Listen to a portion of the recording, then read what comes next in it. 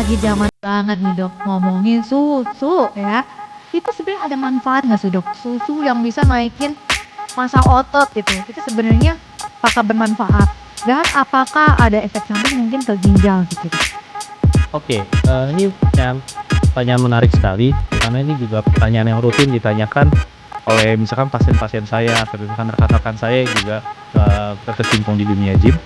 Jadi yang harus dipahami oleh kita semua di sini adalah susu protein ataupun produk-produk apapun yang lainnya. Kalau misalkan sobat-sobat baca labelnya, label mereka itu adalah food supplement.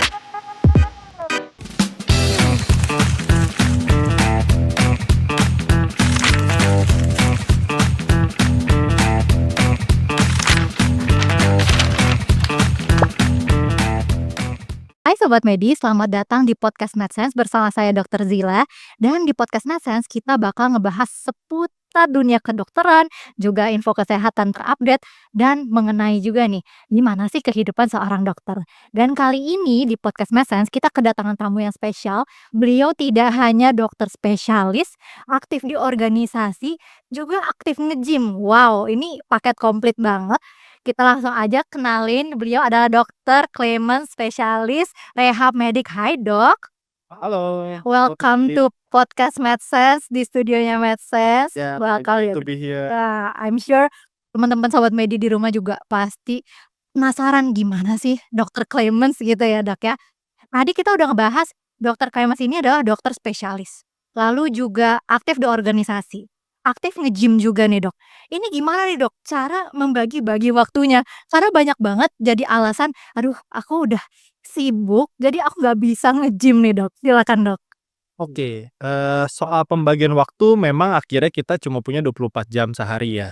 Jadi kalau untuk perihal pembagian waktu untuk meluangkan di olahraga itu akhirnya memang harus diniati dulu. Harus nawa itu niat dulu ya. Tuh, harus diniati dulu, dan sebenarnya sejujurnya untuk bisa mendapatkan hasil yang optimal dalam kita berolahraga itu tidak perlu waktu yang panjang sekali sebenarnya. Gitu ya dok. Betul, untuk satu sesi olahraga kalau kita membuat programnya dengan baik dan benar, efisien seperti itu ya, kita kan butuh mungkin sekitar 45 menit, 60 menit bisa satu sesi. Jadi meluangkan sekitar 45 menit sehari, seminggu antara 3 sampai 4 kali itu udah akan lebih dari cukup mendapatkan hasil yang maksimal. Jadi nggak perlu setiap hari ya, seminggu 3 kali lah ya, cukup ya dok ya. Oh, itu bisa sekali disesuaikan dengan kebutuhan kita masing-masing, dan juga bagaimana dengan, kesibukan kita dan bagaimana dengan gaya hidup kita.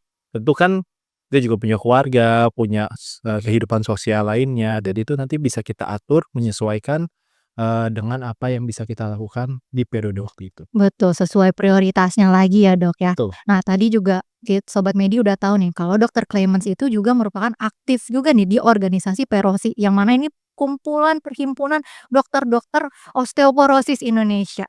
Sebenarnya nih dok, ada hubungannya nggak sih antara osteoporosis sama kita rajin olahraga dok? Ada nggak hubungannya? Nah, ada hubungannya dan memang hubungannya ini saling berlawanan. Waduh, apa tuh dok? Jadi, kalau misalkan orang-orangnya memang rajin berolahraga, rutin berolahraga, justru itu akan menjadi faktor protektif dari terjadinya osteoporosis atau yang kita kenal bersama sebagai pengeroposan tulang. Pengeroposan tulang. Betul. Bentuk-bentuk latihan, terutama latihan yang sifatnya adalah latihan beban ya, Beban malah ya. kan, betul. Di mana kita memberikan pembebanan ke arah tubuh, itu akan lebih banyak melindungi kita dari kejadian pengeroposan tulang di masa depan. Wow, ini berarti juga melawan mitos-mitos nih ya dok, bahwasannya kita tuh nggak usah lah, apalagi yang perempuan nih dok, aduh kayaknya aku nggak usah lah angkat beban, nanti malah jadi patah, itu salah besar ya dok ya? Iya, jadi kalau misalkan memang latihan dilakukan dengan benar, terlepas dari apakah Anda adalah seorang perempuan, laki-laki, usia muda, atau usia tua, selama program latihan itu dilakukan dengan benar, didesain dengan baik, itu akan memberikan dampak yang positif untuk kesehatan. Itu. Jadi protektif malah. Betul tuh Sobat Medi, jangan lupa kita angkat beban ya. Nah, Betul. ini juga berhubungan nih Dok, dengan rehab medik seperti spesialisnya dokter. Sebenarnya di Indonesia itu kan agak awam ya Dok ya dengan rehab medik. Biasanya baru kenalan sama dokter-dokter spesialis rehab medik itu setelah mereka biasanya kecelakaan dulu Dok, atau enggak kalau nggak setelah kecelakaan, setelah sakit stroke gitu ya Dok ya. Sebenarnya ada nggak sih Dok, orang-orang tertentu mungkin nih seperti saya masih sehat, saya mau konsul ke dokter rehab medik tuh sebenarnya boleh nggak sih Dok? Baik, untuk dari bidang ilmu saya sendiri, untuk dokter spesialis kedokteran fisik dan rehabilitasi, sebenarnya kita sudah berbicara dari aspek preventifnya juga. Jadi sebenarnya kalau kita ngomongin soal pencegahan dari terjadinya cedera, sebenarnya itu kan utamanya dari preventif juga ya, Iya betul. seperti yang sobat-sobat sekalian juga mengetahui. Jadi untuk orang yang sehat atau orang yang belum punya cedera, bisa nggak ketemu dengan kita? Bisa sekali. Kita konsultasi, kita cari tahu, potensi masalahnya dan apa yang bisa kita lakukan untuk memitigasi hal itu supaya tidak terjadi cedera, gitu. Nah nih Dok, biasanya di Indonesia juga Dok, suka banget sama yang tradisional. Nah terutama pijet-pijetan ya Dok ya. Dari sudut maksudnya dari pandangan dokter yang merupakan dokter rehab medik, sebenarnya boleh nggak sih Dok kita tuh pijet-pijet? Apalagi sekarang juga lagi famous juga tuh, gitu Dok. Oke, kalau kita membahas hal ini, kita mesti melihat dari 2 kacamata besar. Kita berhadapan pada orang yang memang sehat, yang tidak ada riwayat cedera, tidak ada riwayat, medis sebelumnya, atau orang yang memang udah ada riwayat, cedera atau medis sebelumnya. Bagi orang-orang yang memang ada keluhan cedera atau pernah cedera sebelumnya, sebaiknya memang tidak melakukan kegiatan seperti pijat atau dikeretak dengan sembarangan. Betul. Karena ketika tidak dilakukan dengan benar, itu akan bisa menimbulkan potensi cedera yang lebih berat. Bukannya malah makin sembuh, malah makin cedera gitu ya Dok ya? Heeh. Betul sekali, di mana itu ada ilmunya sendiri tuh, ada, tenaga kesehatan sendiri yang bisa membantu, ada tim dokternya sendiri yang bisa menilai dan, menentukan apakah sebenarnya pijat-pijat atau dikeretak itu bisa membantu untuk, sobat-sobat sekalian. Jadi, nanti bergantung dengan, kondisi dari masing-masing orang. Nah, tapi kalau misalnya kita ngomongnya konteksnya memang orangnya sehat, tidak ada keluhan, mau pijat tradisional, mungkin itu akan memberikan efek ya Relaxing gitu. reaksi, melunakkan otot, melawan kekakuan otot, itu mungkin akan bisa memberikan efek yang sifatnya, sementara. Jadi mungkin untuk orang yang seperti itu tidak akan terlalu masalah. Jadi, kita harus lihat dari konteksnya. Nah, tadi juga ngomongin, dokter udah kesebut tuh cedera gitu.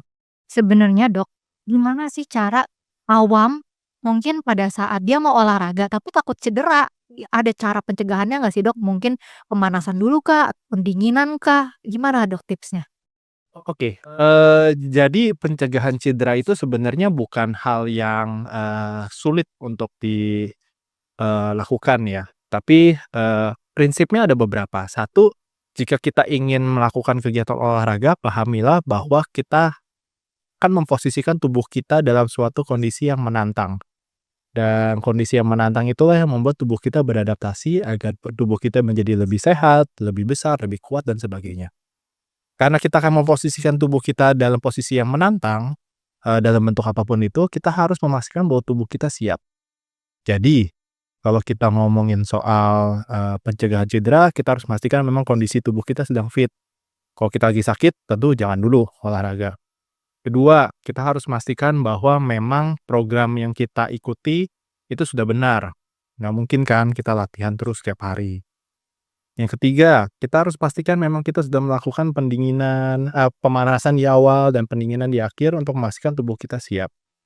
Yang keempat, tentu kita harus pastikan bahwa teknik kita melakukan latihan itu sudah benar.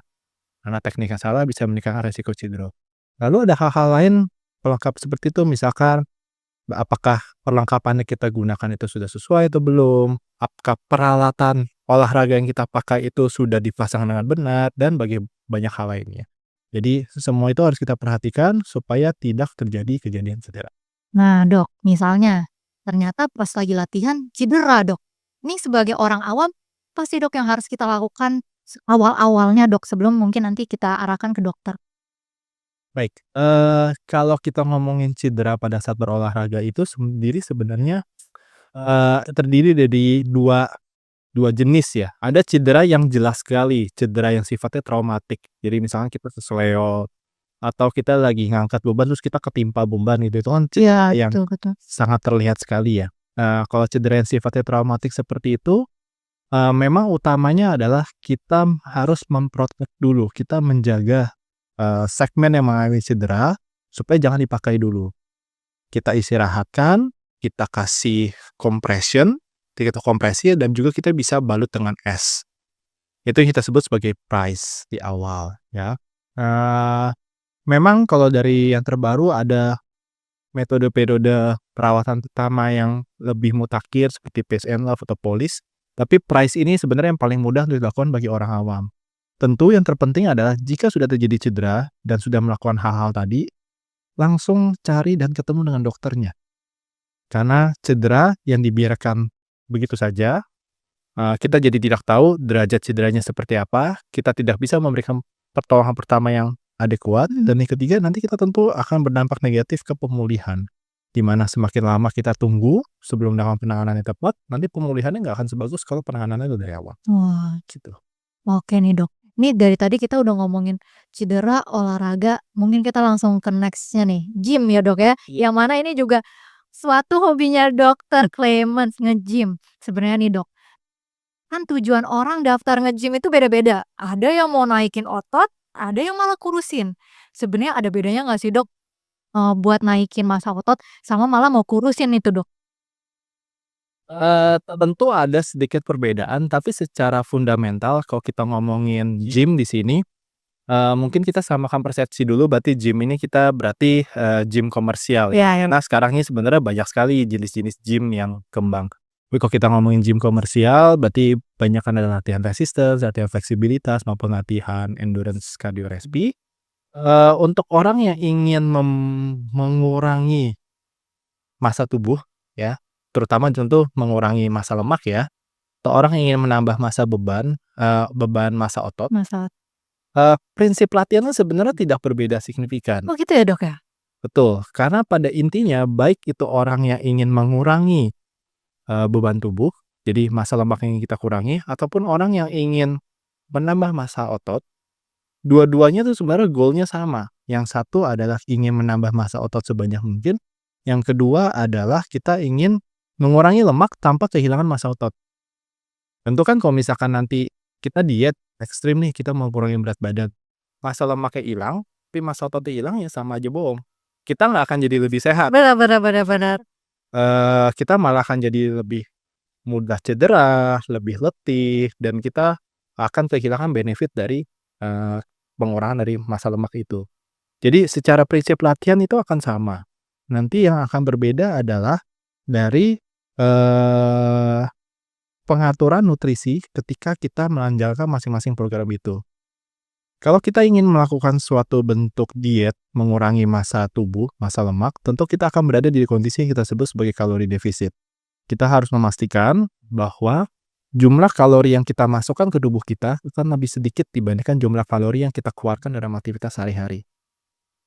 Kalau kebalikannya, kalau misalkan kita ingin menambah massa otot, maka yang harus kita pastikan adalah caloric surplus, di mana kita memastikan bahwa tubuh kita mendapatkan nutrisi melebihi sedikit dari kebutuhan dari energi yang dikeluarkan dalam keseharian kita. Jadi berbeda di situ. Secara fundamental, jenis latihan akan sama, khususnya bagi sobat-sobat yang memang baru akan memulai latihan. Nanti bentukan latihannya tidak akan berbeda signifikan, jadi jangan terlalu memikirkan, aduh ini harus seperti Dipatokin gitu ya Dok ya? Betul.